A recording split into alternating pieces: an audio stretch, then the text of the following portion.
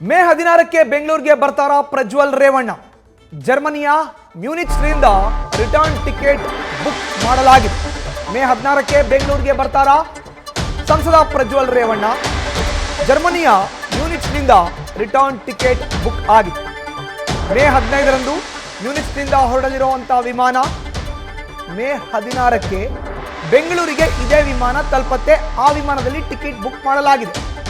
Prajwal Revanna return ticket book ಆಗಿರುವ ಪ್ರತಿ news ಫಸ್ಟ್ಗೆ ಲಭ್ಯ ಆಗಿದೆ.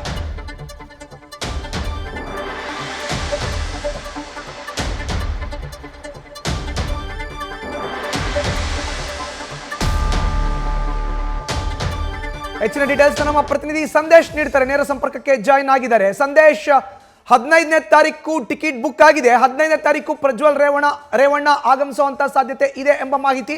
ಅದರ ಟಿಕೆಟ್ ಕೂಡ ನ್ಯೂಸ್ ಫಸ್ಟ್ಗೆ ಲಭ್ಯ ಆಗಿರುವಂತದ್ದು. ಹಾಗಾದ್ರೆ ಪ್ರಜ್ವಲ್ ರೇವಣ್ಣ ಆಗಮನ ಬಹುತೇಕ ನಿಶ್ಚಿತನ, ಹೇಗೆ ಸಂದೇಶ್?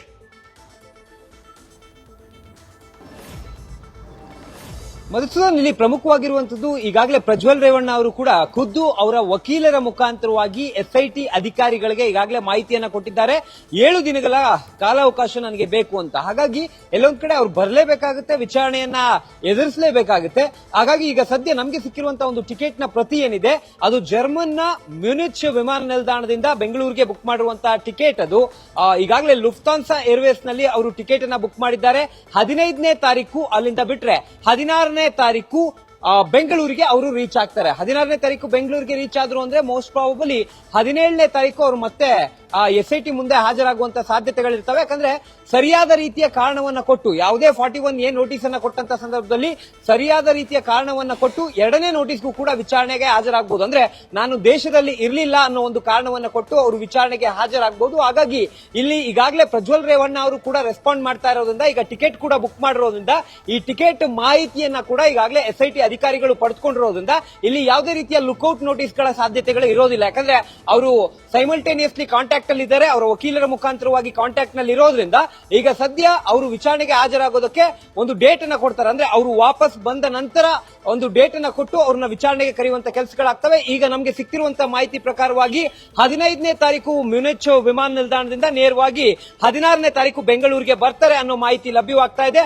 16ನೇ ತಾರೀಕೆ ವಿಚಾರಣೆಗೆ ಹಾಜರಾಗ್ತಾರ ಅಥವಾ 17ನೇ ತಾರೀಕು ಹಾಜರಾಗ್ತಾರ ಅನ್ನೋದನ್ನ ಕಾದ್ ನೋಡ್ಬೇಕಾಗಿದೆ. ಮಧುಸೂದನ್, ಸಂದೇಶ್, ಇನ್ನು ನೇರವಾಗಿ 1 ವಾರಗಳ ಕಾಲಾವಕಾಶವನ್ನ ಕೋರಿ ಸಾಮಾಜಿಕ ಜಾಲತಾಣಗಳಲ್ಲಿ ಖುದ್ದು ಪ್ರಜ್ವಲ್ ರೇವಣ್ಣ ಅವರೇ ಒಂದು ಟ್ವೀಟ್ ಅನ್ನ ಮಾಡಿದ್ರು.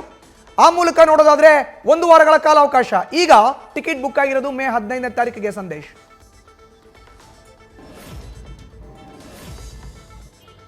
ಮಧುಸೂದನ್, ಇಲ್ಲಿ ಪ್ರಮುಖವಾಗಿರುವಂತದ್ದು ಈಗ ಮೊದಲನೇ ನೋಟಿಸ್ ಅನ್ನ ಸರ್ವ್ ಮಾಡಿದ್ದಾರೆ. ಮೊದಲನೇ ನೋಟಿಸ್ಗೆ ಸಂಬಂಧಪಟ್ಟಂತೆ ಈಗಾಗಲೇ ಅವರ ಪರ ವಕೀಲರ ಮುಖಾಂತರವಾಗಿ 7 ದಿನಗಳ ಕಾಲ ಸಮಯಾವಕಾಶವನ್ನು ಕೇಳಿದ್ದಾರೆ. ಆದ್ರೆ 2ನೇ ನೋಟಿಸ್ ಸರ್ವ್ ಮಾಡೋದಕ್ಕೂ ಕೂಡ ಚಾನ್ಸ್ ಇರ್ತವೆ. ಯಾವಾಗ ಮೊದಲನೇ ನೋಟಿಸ್ಗೆ ಅವರು ರೆಸ್ಪಾಂಡ್ ಮಾಡದೇ ಇದ್ದಂತ ಪಕ್ಷದಲ್ಲಿ ಮಾತ್ರ 2ನೇ ನೋಟಿಸ್ ಅನ್ನ ಹೊರಡಿಸಬಹುದು.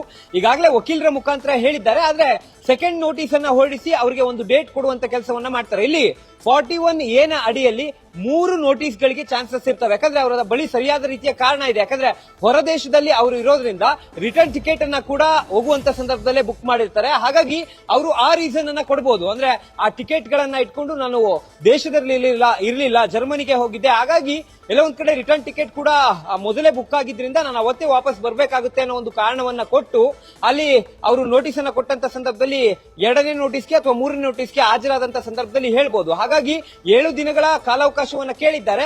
15ನೇ ತಾರೀಕು ಬಂದ್ರು ಕೂಡ ಅಷ್ಟೊತ್ತಿಗೆ 2ನೇ ನೋಟಿಸ್ ಸರ್ವ್ ಆಗಿರುತ್ತೆ. 2ನೇ ನೋಟಿಸ್ಗೆ ಸಂಬಂಧಪಟ್ಟಂತೆ ಒಂದು ಡೇಟ್ ಅನ್ನ ಪಡೆದು ಅವರು ಆ ಡೇಟ್ಗೆ ರೆಸ್ಪಾಂಡ್ ಮಾಡುವಂತ ಕೆಲಸವನ್ನ ಮಾಡಬಹುದಾಗುತ್ತೆ. ಮಧುಸೂದನ್, ಧನ್ಯವಾದ ಸಂದೇಶ್ ನಿಮ್ಮ ಮಾಹಿತಿಗೆ. ನ್ಯೂಸ್ ಫಸ್ಟ್, ನಿರ್ಭೀತಿಯಿಂದ ನಿಮ್ಮ ಪರವಾಗಿ.